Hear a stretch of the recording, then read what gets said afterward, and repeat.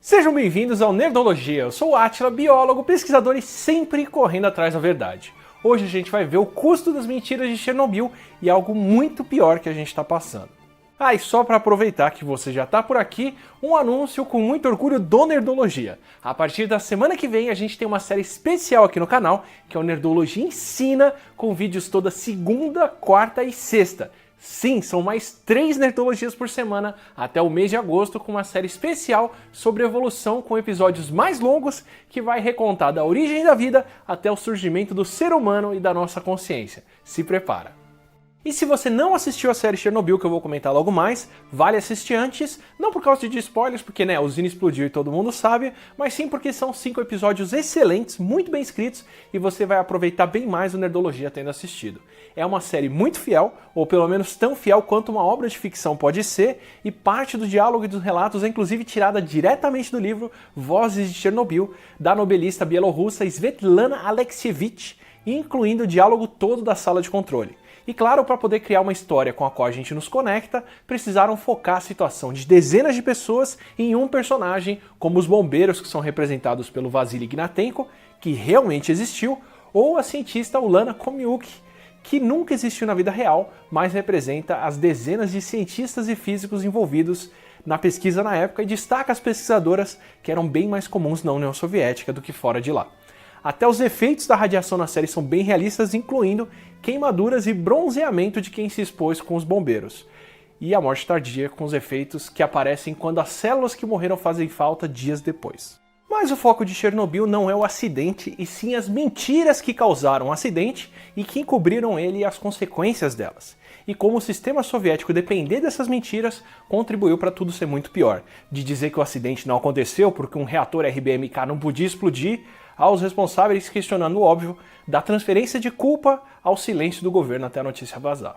Como a gente já explicou no episódio sobre Chernobyl, a radiação do acidente teve que ser detectada em outros países para a União Soviética reconhecer o problema.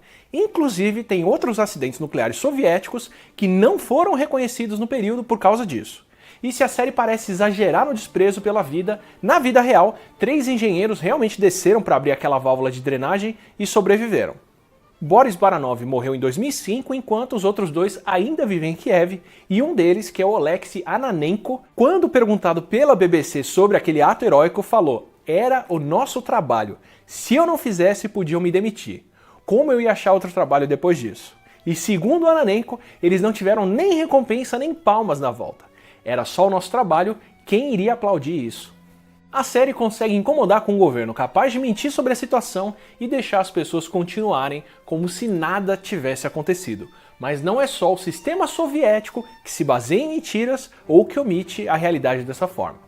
A gente está agora passando por um desastre em uma escala muito maior do que Chernobyl, tanto em número de mortos quanto no estrago causado. E eu nem falo do cigarro que aparece o tempo todo na série e pode expor fumantes na Europa a mais radiação do que se eles estivessem na região de Chernobyl, já que o tabaco acumula compostos radioativos nas folhas. Eu falo de uma coisa muito maior, uma verdade que está sendo adiada e que vai cobrar muito caro por isso: a mudança climática que a humanidade está causando. Como Valery Legazov fala no começo da série, o maior perigo é que se a gente ouve mentiras o suficiente, não conseguimos mais reconhecer a verdade. E a verdade é que o problema climático é muito maior e muito pior do que parece. O gás carbônico regula o clima do planeta com o calor que ele retém e nós emitimos o suficiente para passar de 400 partes por milhão na atmosfera ainda em 2015. E como essa emissão foi rápida demais, mesmo se a gente parasse hoje de emitir qualquer gás carbônico, só o que já foi acumulado é mais do que o planeta teve na atmosfera pelos últimos 800 mil anos, se não milhões de anos. Uma condição que nenhum humano jamais experimentou quando os oceanos eram 20 ou 30 metros mais altos e o Ártico era coberto de árvores e não de gelo. Os elementos radioativos que se espalharam por Chernobyl vão deixar a região inabitável por dezenas ou até centenas de milhares de anos. Com o carbono que a gente emitiu até aqui, o planeta vai levar milhões de anos até a temperatura se equilibrar. E se o mar subir uma fração desses metros, com o degelo que está acontecendo, ou melhor, quando o mar subir esses metros, o deslocamento das pessoas vai ser uma coisa que a gente nunca viu.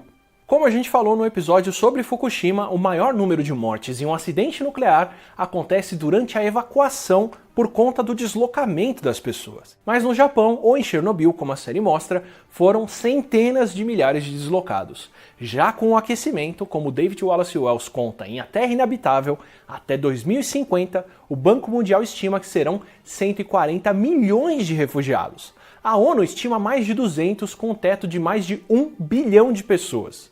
Mesmo nas iniciativas mais conservadoras, são dezenas de milhões de pessoas sem casa, sem água, sem chão, com muito mais fatalidades. Isso sem falar nas secas, na falta de água potável, nas tempestades, em mosquito com os dengue, zika, chikungunya e outros vírus circulando o ano todo e uma série de problemas que a gente ainda não tem nem como imaginar.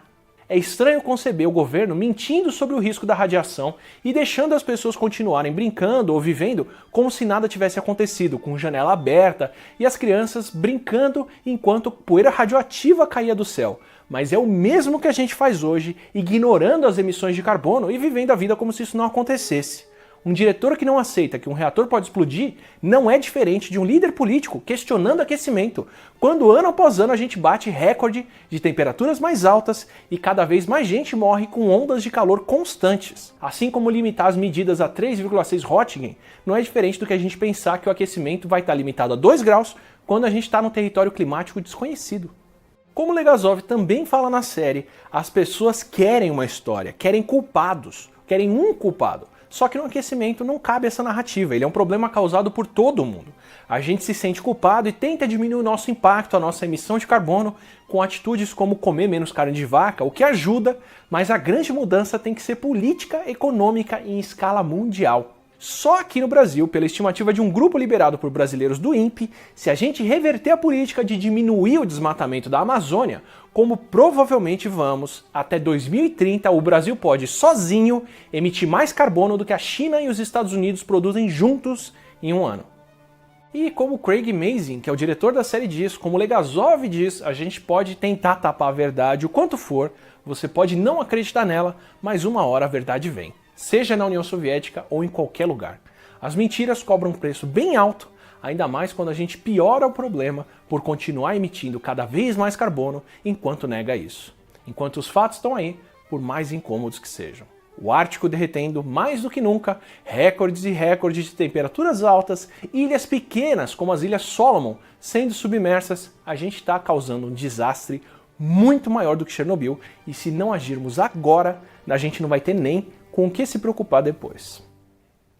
Nesse episódio eu tenho 2 livros para recomendar. Se você quiser entender o que é a mudança climática, com muita informação e de forma muito bem explicada por alguém que entende inclusive como isso afeta o Brasil, vale ler A Espiral da Morte do Cláudio Ângelo. Já se você quiser ficar desesperado com razão, tem A Terra Inabitável do David Wallace Wells, que conta o que deve mudar no planeta nas próximas décadas, entre desastres naturais mais frequentes, secas absurdas, cidades costeiras embaixo de água, como Fortaleza, Natal, João Pessoa, Rio de Janeiro, conflitos e guerras aumentando, tem muito motivo para se preocupar.